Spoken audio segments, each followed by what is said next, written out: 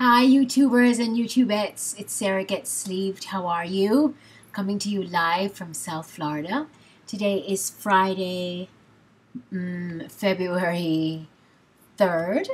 And as a reminder to all who don't know, I had gastric sleeve surgery, a vertical sleeve gastrectomy, on May 19th, 2011 at the Cleveland Clinic in Weston. And my surgeon was amazing. My surgeon was Dr. Rosenthal. My surgery was 37 weeks ago, so I'm going to call this my 9-month update, although it's a little over 9 months. And so, as usual, I have my little agenda. I'll be talking first about my weight loss stats. I'll be talking about my health, the food that I'm eating, the clothes that I'm buying or not buying, my exercise, and then I'll be talking a bit about maintaining. So, I'm pleased to announce that I have lost 72 pounds. Yay! My goal that my doctor had set for me was a weight loss of 75 pounds. And I'm not sure if I'm ever going to make that magic number. Weight loss has really slowed down for me at the moment, and I'm quite happy at this weight. So I'm not quite ready yet to claim this as my having reached my final goal and my final weight.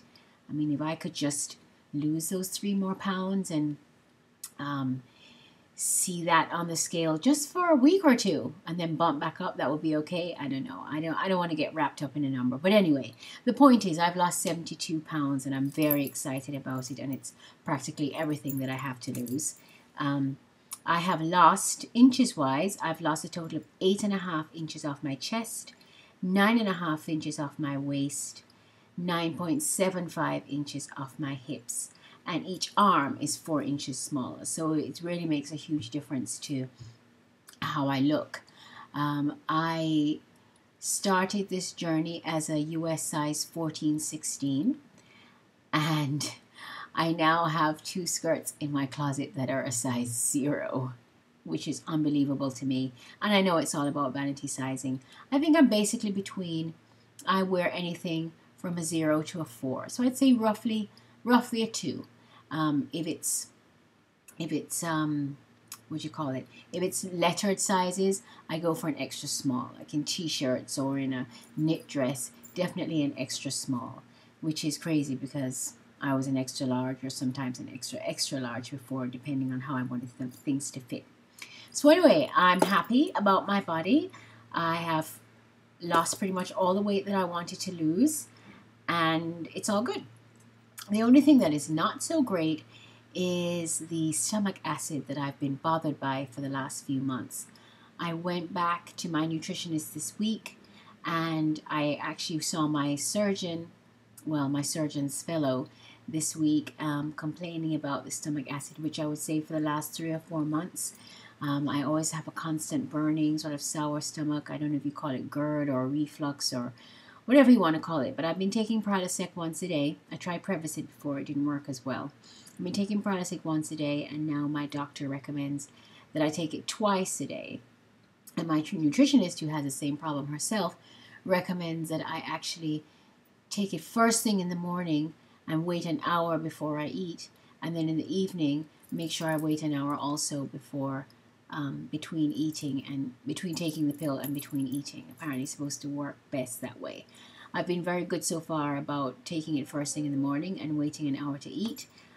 Not so good in the evening. But I think I may have mentioned also that I was on Hemax, an iron supplement, because my iron uptake wasn't that great and I was slightly anemic.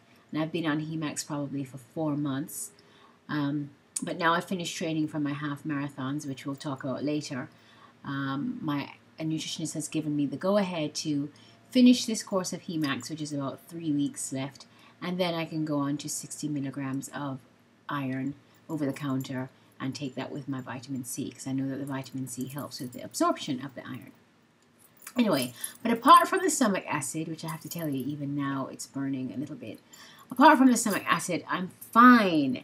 And I'm super fine because last week Sunday, I ran the ING Miami Half Marathon, and I finished in a fantastic time for me. I finished in 2 hours, 24 minutes, and 1 second, which meant that my pace was 10 minutes and 59 seconds per mile, which, let me tell you, is amazing. Absolutely amazing. Because right now I'm looking over the top of my computer at the stats for my very first half marathon, which was back in 2006 in San Francisco.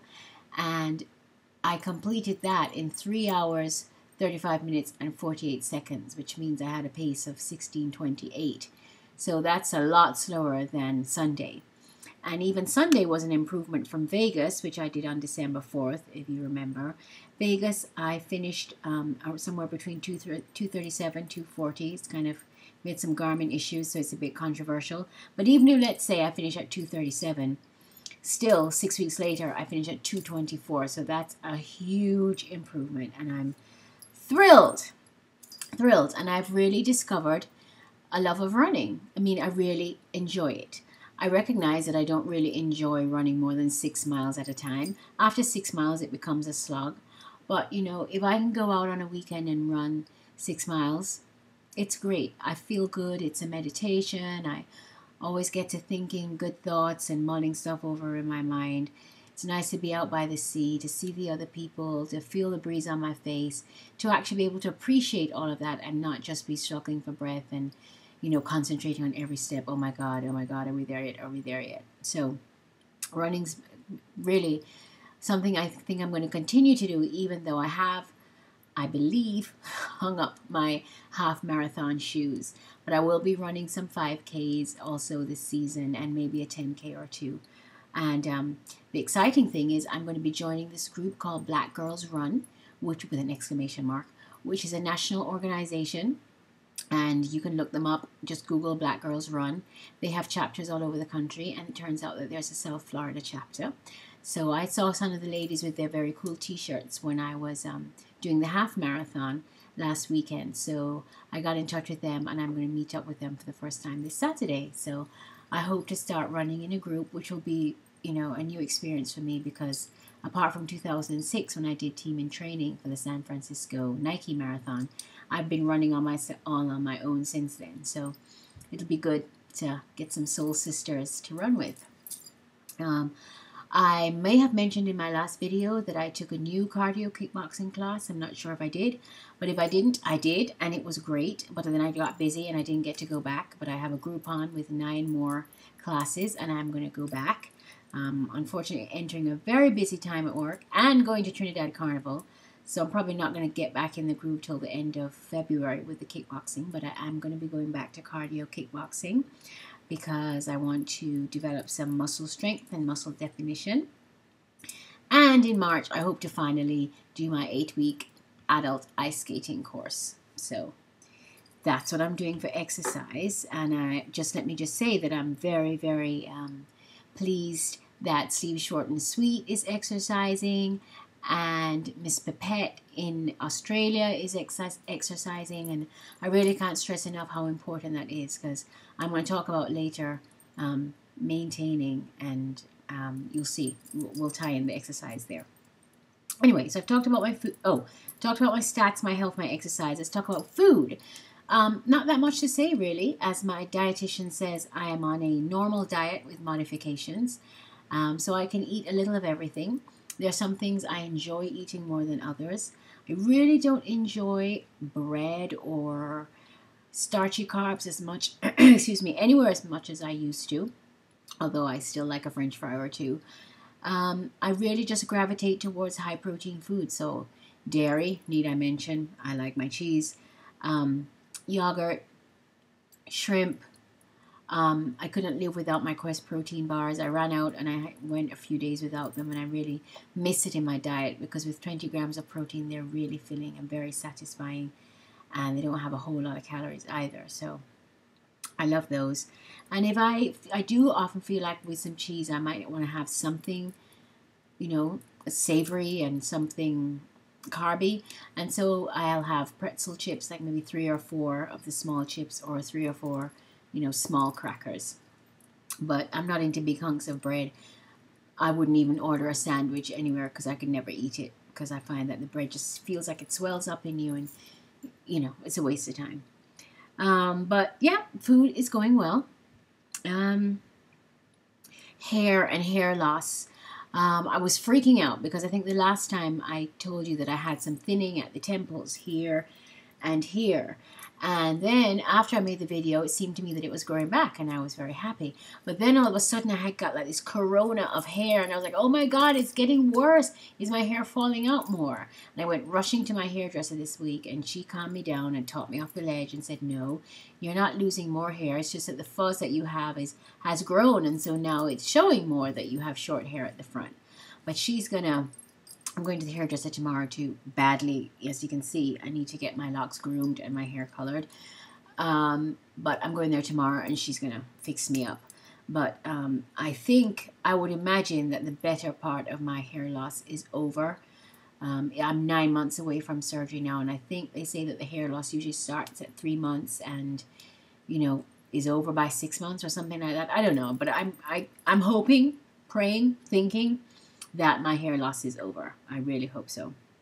And like I said, it might have something to do with the length of my locks, which are, they're very long and they're quite thin, and, you can get stress at the hairline. So maybe it's a combination of the surgery, the shock of the surgery, and also the weight of my hair. We'll see.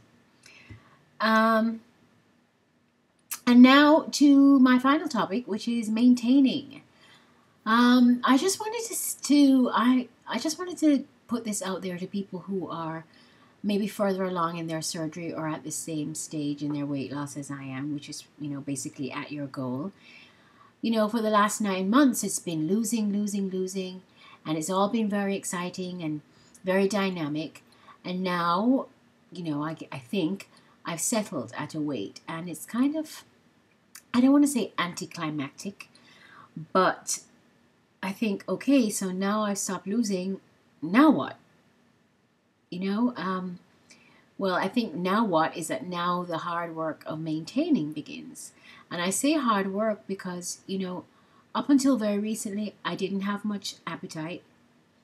I could eat hardly anything, very, very tiny portions. But now things have changed. I can't eat as much as I could before surgery, of course, but I can eat considerably more, particularly if it's something like yogurt or ice cream or, something soft. I can eat considerably more than I could before. And whereas before I was never hungry, now I have hunger. Not as much hunger as I used to have. Not like that, oh my God, I'm going to turn into a bitch if I don't eat now hunger. But I get hungry, genuinely hungry. And so what it comes back to is the basics of, that you keep hearing, that it's a lifestyle change, that you have to make good food choices, and that you have to exercise. Because I can absolutely see how even after going through weight loss surgery, some people put the weight back on, or some of it, significant amounts of it, back on. Because if you eat the wrong things like ice cream or milkshakes, you can get lots of calories in. And as my nutritionist explained to me, it's amazing how the body adapts. You're not going to just keep on losing. Eventually your body will realize that, okay, I only get, 800 to 1,000 calories a day. And that will be all you need to maintain. You know what I mean? I'm not sure if I'm being clear, but my point is that the most rapid and radical point of the weight loss is over. And now it's back to almost a level playing field with someone who didn't have surgery. Where you just have to, here comes the cat. Okay, hurry along. Where, you have to make good food choices. You have to exercise. You have to make sure you get your fluids. You have to be smart about what you eat and realize that this is going to be a lifelong struggle. It might not be as much of a struggle as it was, but it's going to be a lifelong issue. I don't know that I'm ever going to be able to just eat what I want, when I want, and never worry about it. I think I'm always going to have to be aware of what I eat, which is, there are worse things. I'm not a drug addict. I'm not deeply in debt. There are worse things that could happen to me. It's just a brutal realization that, maybe the honeymoon period is over now. The weight isn't just dropping off, and you know, you've got to take some responsibility for keeping that weight off, for maintaining. So I wanted to put that out there. Very interested to hear what people at my stage in the game might think about that. And let's get, okay, we're going to remove the cat. This is Mr. Cat. Hi and bye. Okay, and I also wanted to mention one last thing, which is that I don't know if anyone else has had this. I mean, maybe Sleeve Short and Sweet, you're kind of roughly where I am now. Maybe you have had this thought, get down, which is, you know, okay, am I thin enough? I mean, my body fat is at 23 point something percent, so it's perfect. I'm at a perfectly healthy level. I'm between, I told you, it's a 0 to 4. I mean, I'm not fat anymore. I'm not overweight anymore. But, you know, I look at my body and I can see, you know, the ravages of 72 pounds lost in 9 months, or 73 pounds, or how many pounds it is, lost in 9 months. You know, my skin isn't as firm as it was. You know, I can, where there is fat or excess skin, it's very clearly seen because everything isn't tight anymore. So I can see, you know, I can pinch some inches, possibly more inches than I could pinch before. And so it's funny because I almost want to say that a little dissatisfaction is creeping in. I don't know, is that the right word? Or maybe I'm just being too much of a perfectionist. I don't know, but it's like now that I've gotten rid of 70 odd pounds, now I'm obsessing probably over, I don't know, 10 or 7 pounds of excess fat and, you know, plus skin. I don't know. I just wanted to put that out there and see what other people are thinking. Just because I wanted to be honest and I want to prepare people for this stage. In case you get to the stage, know that you're not alone. Anyway, I hate to end on a negative note, and I'm not negative. This is still positive, still don't regret it, still very happy. Want to say shout outs to all my new subscribers. Thank you so much. Sorry that you're meeting me when I'm updating less often, but the truth is there's less to say, really, the further you go down the road.